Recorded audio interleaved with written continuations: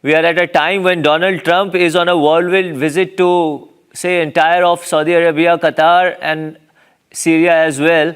He has met a UN proscribed and US designated terrorist. Is our terrorist Trump's new ally, sir?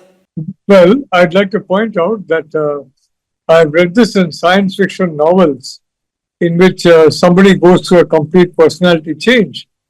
Donald Trump has gone through a complete personality change, at least where policy is concerned. I don't know about personal matters, but matters of high state policy.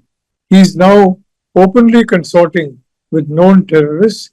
He's now trying to befriend China, protect Chinese industry against India, with his most steadfast partner, along with Japan, in the Indo-Pacific.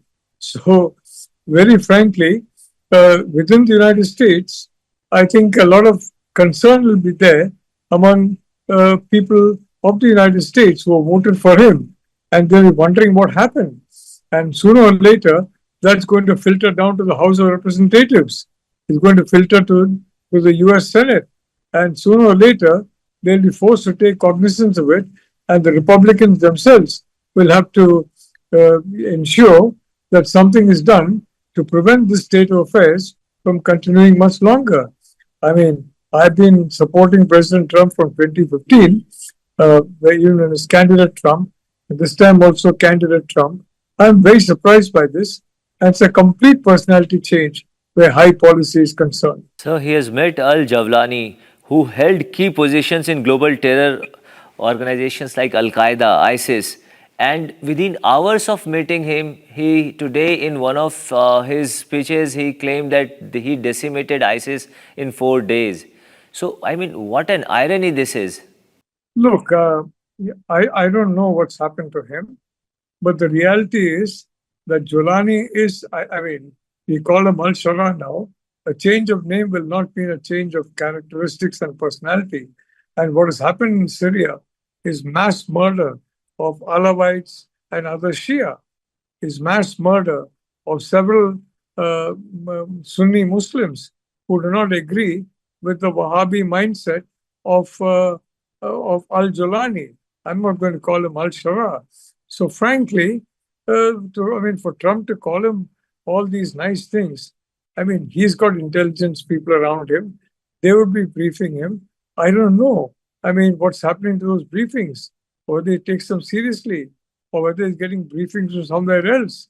But the reality is, he's living in an alternate universe to the actual universe.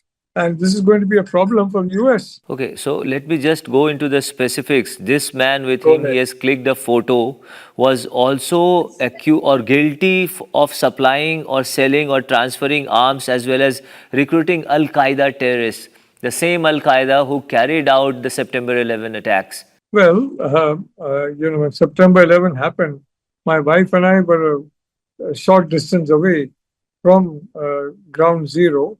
We were at the Lexington Hotel in Lex and 36. But the reality is that you're perfectly right. And the reality is these chaps hate the US. They hate all that America stands for. They hate all that India stands for. Freedom, democracy, liberty, individual rights. And one day they'll want to hit what they call the big Satan. Don't forget, Israel is only the small Satan. The big Satan is the United States. And they'll want to hit the big Satan. And so we'll have a repeat of 9/11 thanks to these mistakes.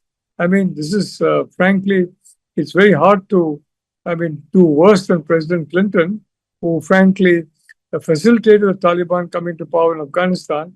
And soon afterwards, President Bush and the United States was shown what that means with 9/11. Of course, Clinton escaped the responsibility for that.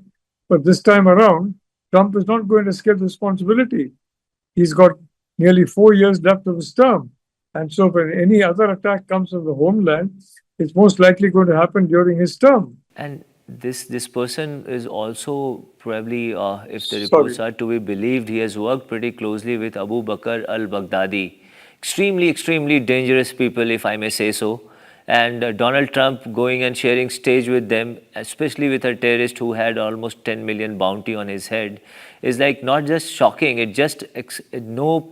Do you think is there any policy into it? Is there any thinking behind it, or he wants to make a deal with terrorists? These days, the word that he is using these days often is make a deal. I know you know we make a deal.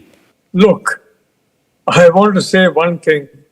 Make a deal does not mean selling your country's security interests, selling your country's economic interests, selling your country's people. That's not a deal. That's suicide. And that's what, frankly, would happen if the policies now being favored by President Trump get implemented by the 47th US president. So very frankly, I'm deeply upset. I'm shocked. Someone who has been supporting Trump, and I do hope he changes course before it's too late for him. And if he doesn't change course, I think the members of the House and members of the Senate need to do what was exhorted by a House of Commons member in England, and he said, "Speak for England." So now I think they'll have to speak for America. Because so long as Trump speaks for America, he's fine. But if he speaks for alien interests, against the interests of America, we have a serious problem. And I hope he gets into that problem sooner than later. Professor Nalapat, a lot of people talk that Trump is very trade-oriented, which he's been speaking of. Do you think trade and terror can go or flow together? No way. Absolutely no way. Because frankly, that only gives an energy boost to terror. It only speeds up the confidence of terrorists that they're on the right track. And that's absolutely no way to go. There can be no space for terror. There can be no space for facilitators of terror. We demonstrated that in Operation Sindoor. And frankly, that's what America needs to demonstrate against terror and against aggressive expansionism by an authoritarian country. Both are existential threats to the United States, the US people. Let's not talk about India. Let's talk about the US homeland. Let's talk about American people.